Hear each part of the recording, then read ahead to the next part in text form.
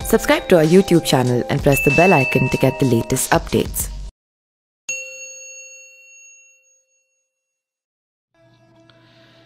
श्री राम के अलावा अन्य युद्ध में रावण की पराजय। राम और रावण युद्ध सनातन धर्म के इतिहास में अंकित है। यह केवल दो लोगों के बीच हुआ युद्ध मात्र नहीं था, अपितु एक उदाहरण था भगवान की शक्ति के अंश का। एक चेतावनी थी उन सभी के लिए जो स्वयं को सर्वशक्तिमान समझने की भूल कर बैठते हैं। एक प्रत्युत्तर था यह स्मरण कराने के लिए कि इस संसार में सत्य और धर्म सर्वोपरि है। रावण के इतना ज्ञानी और परम शिव भक्त होने के बाद भी उसने अहम और पाप की राह नहीं छोड़ी और दुर्भाग्यवश इतने ज्ञानी व्यक्ति की छवि संसार के सामने एक बुराई के रूप में उभर कर आई।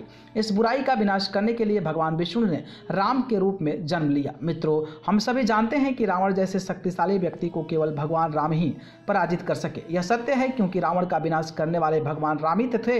जो रावण की वास्तविक पराजय तो भगवान राम के द्वारा ही हुई। परंतु यदि युद्ध में पराजित करने की बात करें तो भगवान राम ने पूर्ण रावण और 4 अन्य लोगों से युद्ध में पराजित हो चुका था। आइए जानते हैं कि भगवान राम के अतिरिक्त वो कौन लोग थे जिन्होंने रावण को पराजित किया था।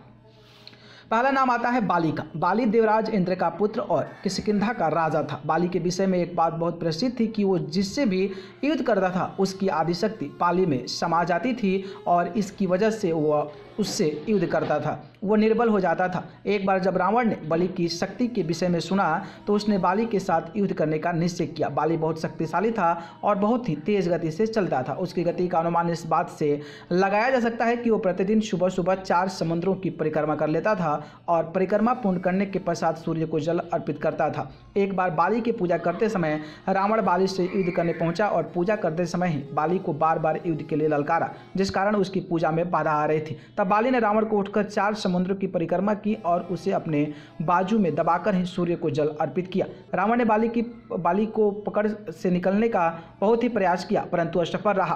पूजा के पश्चात ही बाली ने रावण को मुक्त किया जब रावण ने समर्पण कर बाली से मित्रता कर ली। भगवान शिव। रावण ज्ञान का भंडार था। इसका अनुमान इसी बात से लगाया जा सकता है कि जब युद्ध भूमि में रावण अंतिम सांसें ले रहा था तब भगवान राम ने लक्ष्मण से कहा कि वो रावण से जीवन और ज्ञान की शिक्षा लेकर आए। परंतु जब व्यक्ति का विपरीत समय आता है तब उसकी बुद्धि विपरीत दिशा में ही कार्य करने लगती है। रावण अपने अहम के कारण एक बार शिव जी से युद्ध करने कैलाश पहुंच गया और महादेव को युद्ध के लिए ललकारने लगा। शिव जी ध्यान में लीन थे। तब रावण कैलाश पर्वत को ही उठाने लगा। तब शिव ने अपने पांव के अंगूठे से ही कैलाश का भार इतना अधिक बढ़ा दिया कि रावण उसे उठा नहीं सका और उसका हाथ कैलाश के नीचे दबने लगा। इस पराजय के पश्चात रावण ने शिवजी से क्षमा मांगी और उनकी उपासना करने लगा और तब से ही रावण शिव का उपासक बना। सहस्त्रबाहु अर्जुन। सहस्त्रबाहु अर्जुन एक क्षत्रिय राजा था। 1000 भुजाएं होने के कारण उसे सहस्त्रबाहु कहा गया है। एक बार सहस्त्रबाहु अर्जुन अपनी पत्नियों के साथ अटखेलिया कर रहे थे। उनकी एक पत्नी ने कहा कि वह अपनी भुजाएं फैलाकर नर्मदा के बहाव को रोक दे। ऐसा करने पर नर्मदा का पानी इधर उधर जाने लगे। इससे कुछ ही दूरी पर रावण शिव जी की उपासना कर रहा था। नर्मदा के जल के बहाव से पूजा की सामग्री बह गई। पूजा में बाधा देख रावण को क्रोध आया और वह सहस्त्रबाहु से युद्ध करने के लिए पहुंचा। दोनों के मध्य युद्ध हुआ। इस बीच सहस्त्रबाहु ने रावण पर बहुत तेज प्रहार किया जिससे रावण धरती पर गिर पड़े। तब सहस्त्रबाहु अर्जुन ने रावण को बंदी बना लिया और अर्जुन ने उसे कारागृह में डाल दिया। जब रावण के दादा महर्षि पुत्र को इस बात को पता लगा तो उन्होंने सहस्त्रबाहु अर्जुन को बोलकर रावण को कारागृह से मुक्त कराया। इसके पश्चात रावण ने सहस्त्रबाहु अर्जुन से मित्रता कर ली और अपनी नगरी लंका के लिए प्रस्थान कर गए।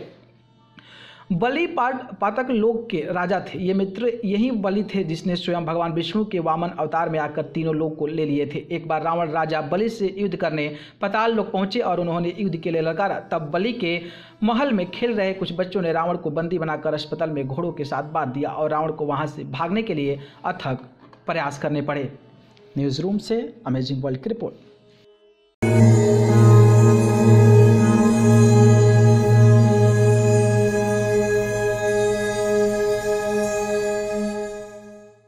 Subscribe to our YouTube channel and press the bell icon to get the latest updates.